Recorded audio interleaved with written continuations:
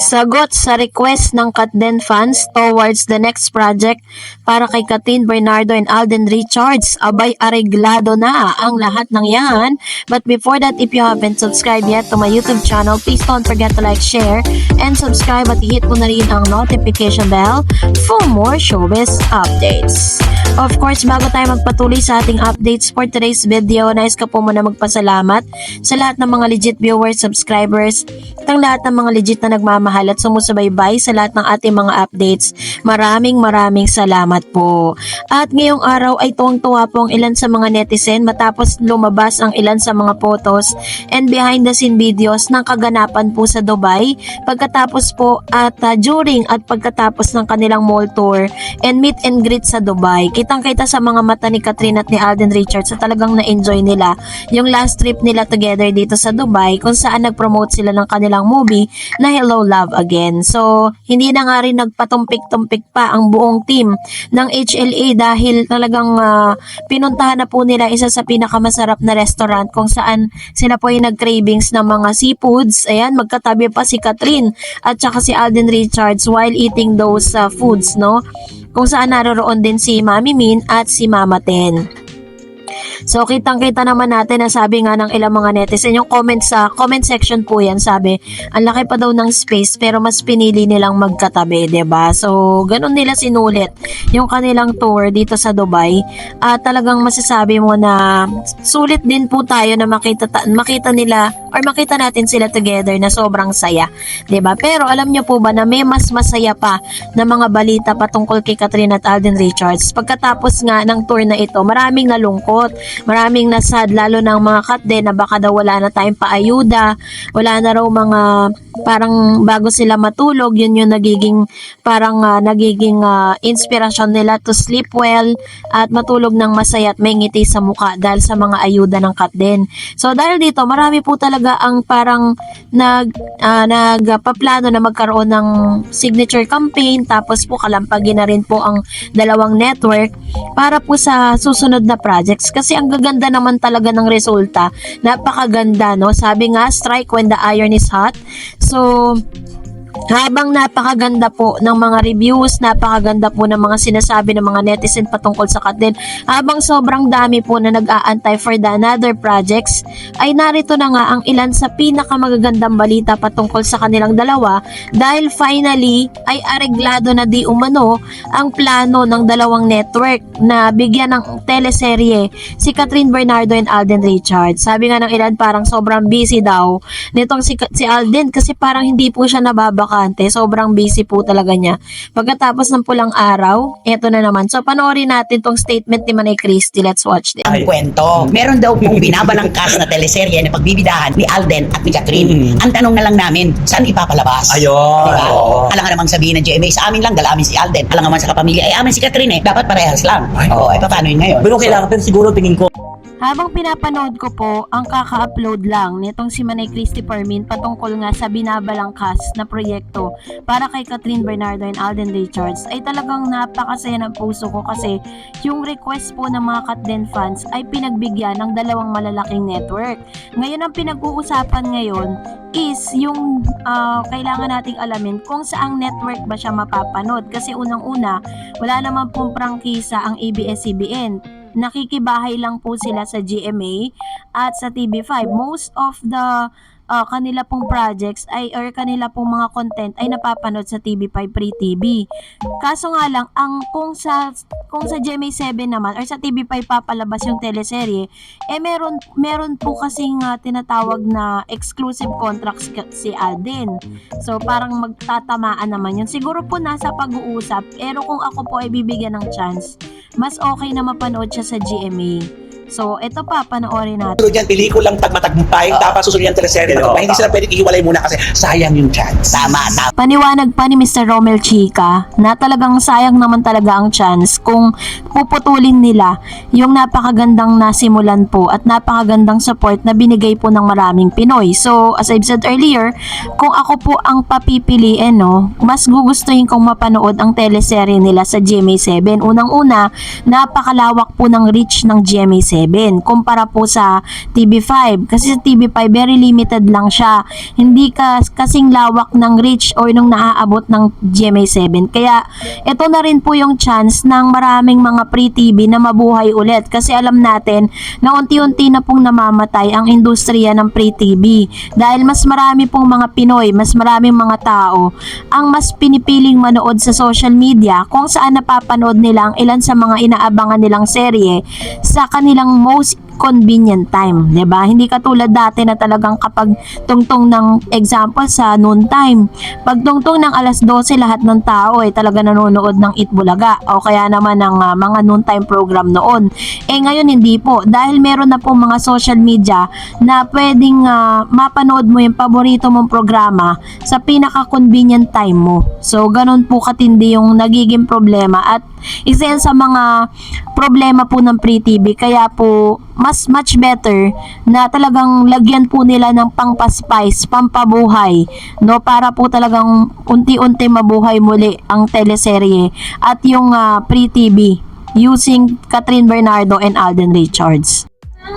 And now, narito naman ang ilan sa mga komento at reaction po ninyo patungkol naman sa ating po latest updates. Narito po at magre-react tayo or kung meron po tayong mga info or tanong, pwede nating sagutin sa abot ng ating makakaya. Unahin natin si Ma'am si Lorena Alay.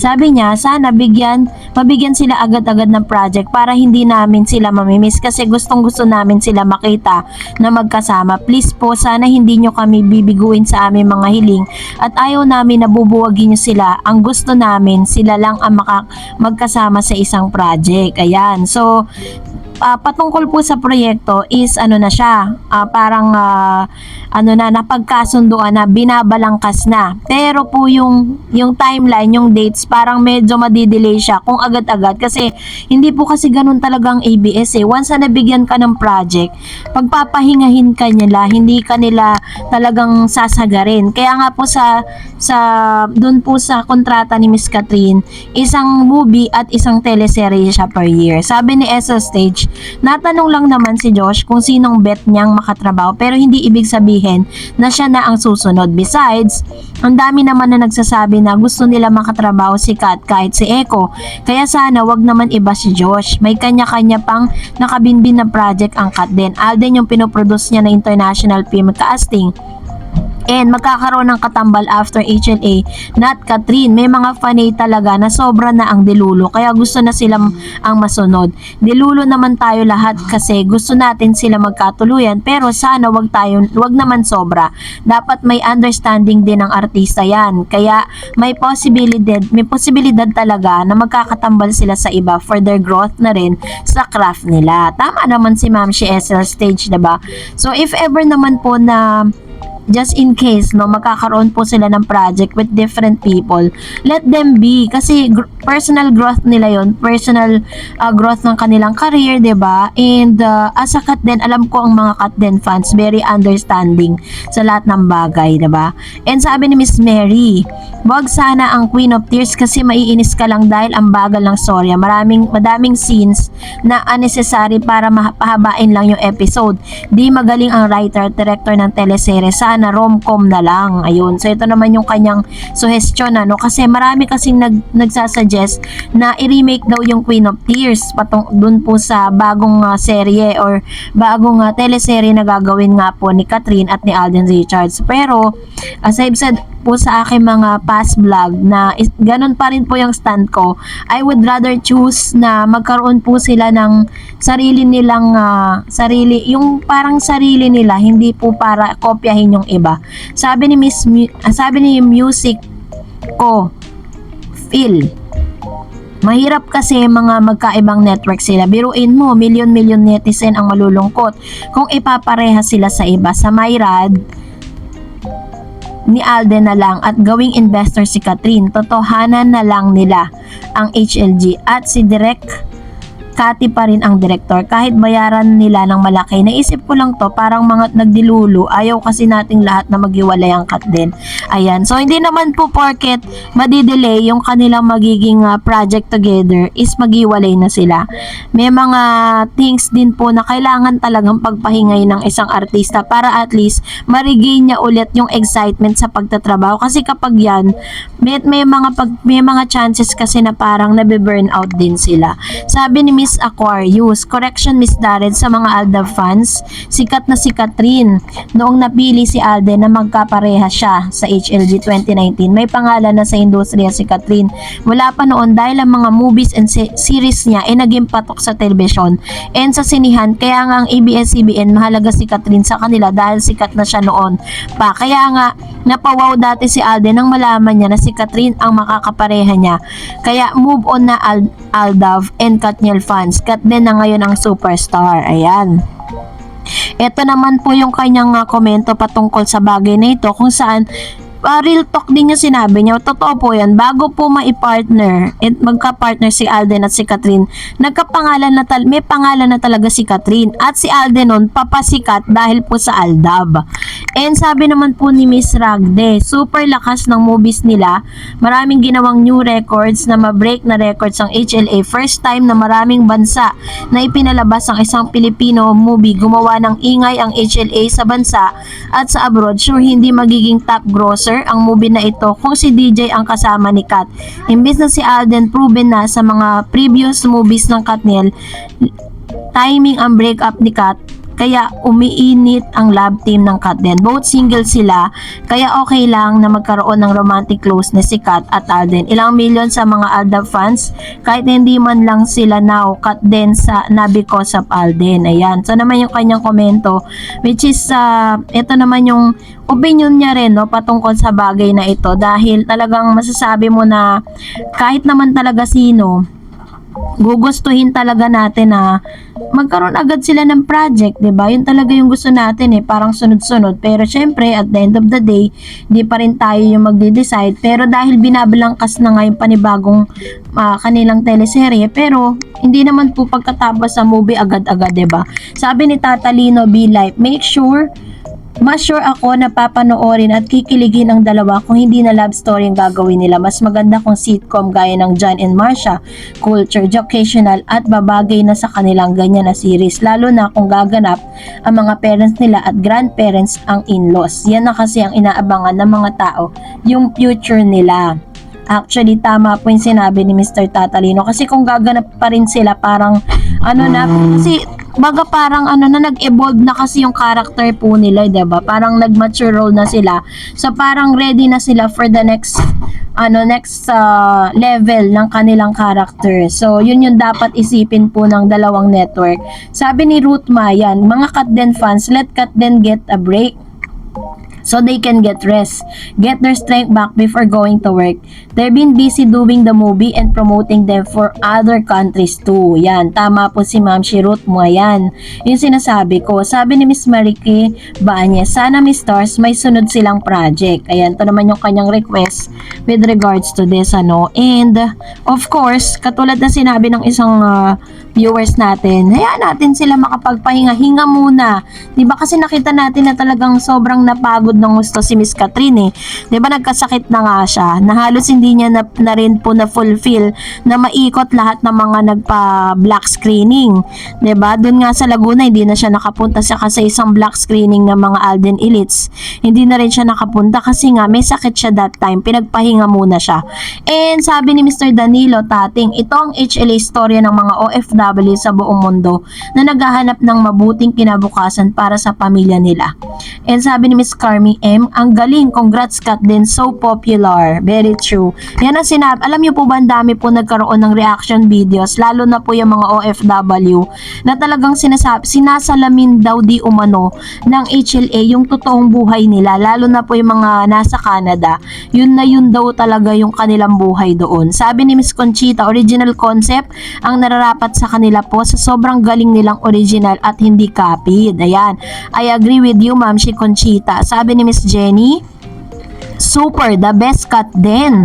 Ito naman yung kanyang paghanga para po sa cut din kasi talaga naman masasabi mong the best naman talaga ang cut din, no? Sa kanila pong mga craft, how they handle yung kanilang success, diba? And sabi ni Miss Matilde, grabe Ma'am Dars, magti 3 weeks na, ang haba pa rin ng pila dito sa SM Cinema Batangas City. Ang ganda ng pelikula, hindi po mapapantayan ang Hello Love Again.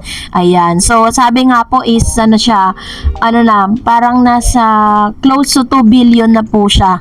2 billion. So, kasi magkano na po yung kinikita nila as of nung pang 3 weeks and 2 days, parang ganun. Personally, sabi ni Miss Ray Sabas, personally, I watched the movie HLA 3 times. Alden, please make our Christmas ever happier by announcing that Kat is now you're the one. Ayan. So, ito naman yung kanyang request. So, dami natin request si Catherine at Alden, diba? Na gusto natin mag-announce na sila na para maging happy yung ating pong Christmas. Sabi ni Ma'am si Norma, hay nako, wag nyo nang sirain si Catherine dahil sikat na talaga si Catherine. Pasalamat na lang tayo na nagka-love team sila ni Kat din dahil bagay silang dalawa. Manood na lang tayo ng movie nila Kat din para masaya tayo. Ayan. Ito naman yung kanyang suggestion. Alam niyo po, marami kasi talagang mga demolition job si Catherine, grabe. Pero never ever po siyang sumagot at never po yan talaga na masasabi mong na parang binara ang isang bashers, di ba? Ganon siya kabait eh.